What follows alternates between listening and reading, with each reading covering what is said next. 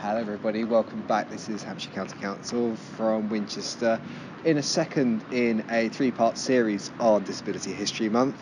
If you haven't listened to the first one, who's in the first one, Hattie? So the first one was Matt Fraser, who is a disabled acting musician who can play the drums.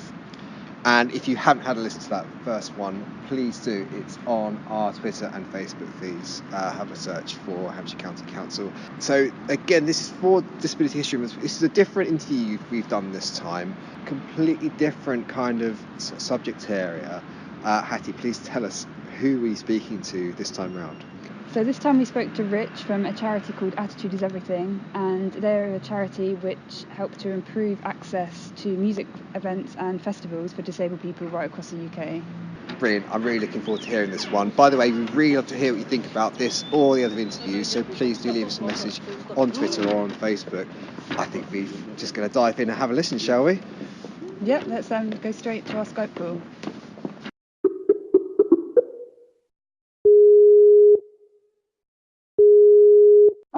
Hi guys, how are you doing?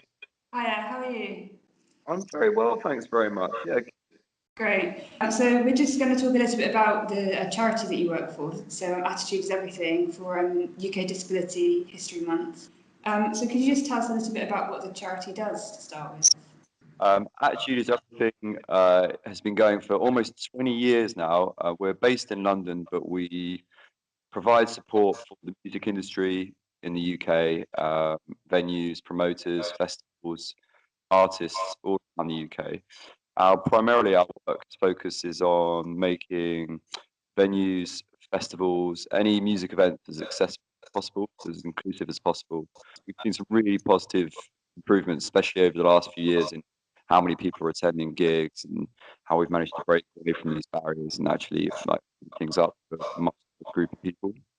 Okay, so the work you do, who do you find it usually benefits the most? I think it's probably an important thing for everyone to think about because a lot of impairment and conditions can be kind of come to you at any point in your life.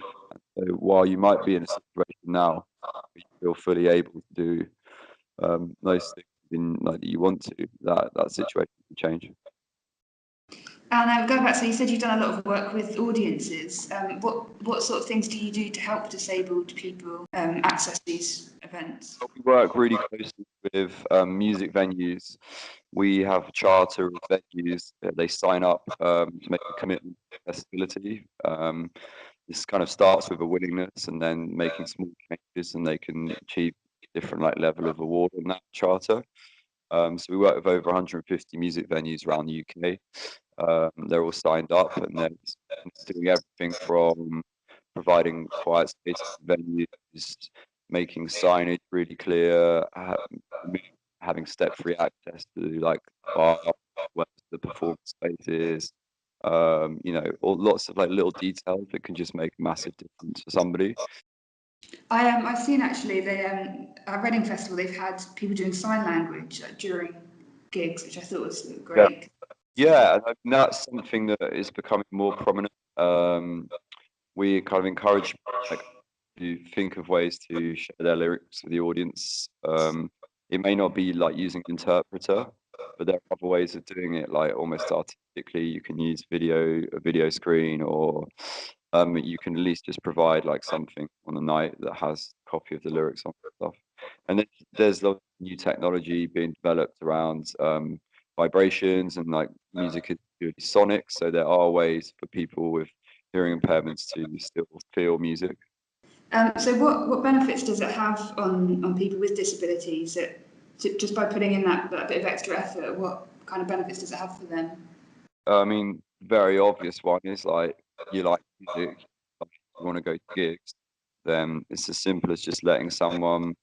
It just stops you being a disabled person basically, because you're only that as a result of the way society is constructed around you. So once you remove all the barriers, you're just part of everyone else.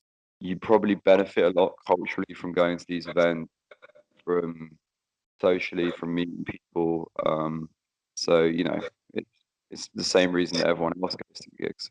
So it's a case of making sure people with a disability aren't getting a sort of special treatment or made to feel patronised. You want it to be as natural experience as possible. Do you still find that a challenge? Well, no, it's a good question, and it's different for everybody.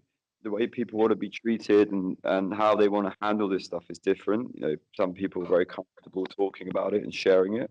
I'm sure there'll be plenty of disabled people would say to you that they are in certain situations patronised or on receiving end of condescending communication. But equally, there'll be great examples of people like venues and staff who are flourishing with their access and they're just getting on with it in a really great way as well. Part of what we're doing is about planting like seed there, but really there has to be a willingness from people to engage with the issues and change what they're doing.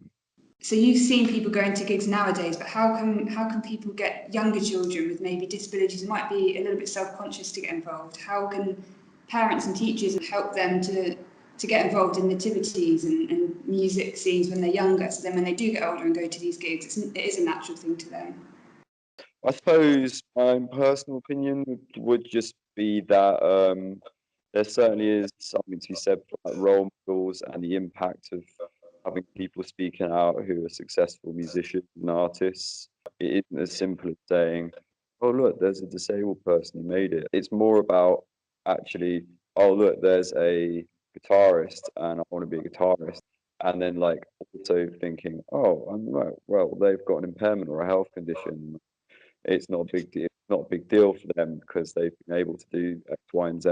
Because like I suppose parents just need the confidence to support children or kids in whatever they really want to do and not sort of feel like, oh, well, that's probably going to be a bit of a struggle. It's just getting them in that mindset, I suppose, from such a young age that it isn't something that's different.